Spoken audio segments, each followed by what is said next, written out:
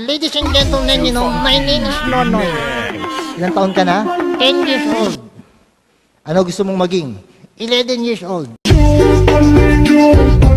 Hindi, ibig sabihin, ano gusto mong maging paglaki mo? O, tag nalaki na ako. Ano gusto mong maging? Gusto ko naging sundalo. Sundalo? Bakit? Ngayon pa? Bakit? Ang sundalo pinapatay ng kalaban.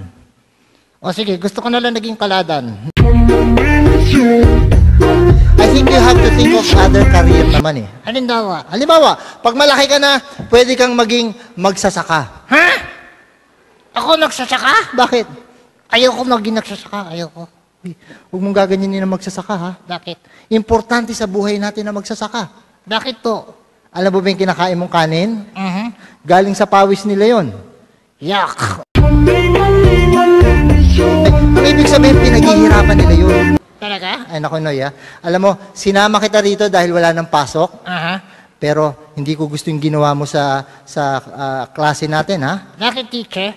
Nakita mo ba yung mga report card mo? Nakita ko. Puro bagsak. Ha? Naku, pinakita mo ba sa nanay mo? Siyempre. Meron nga siya sinabi sa akin eh.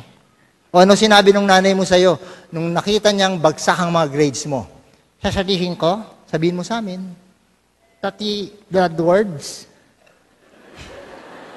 Eh, wag mo na isama yung bad words. Wala siyang sinabi.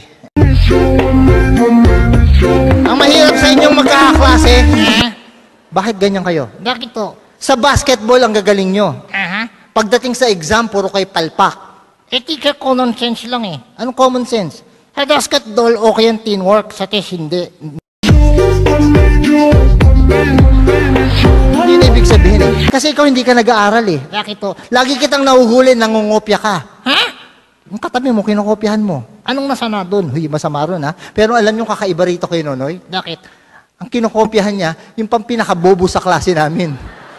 Eh, teacher, okay lang na strategy ako eh. Ano yung strategy mo? Pag sinulat niya true, susulat ko false.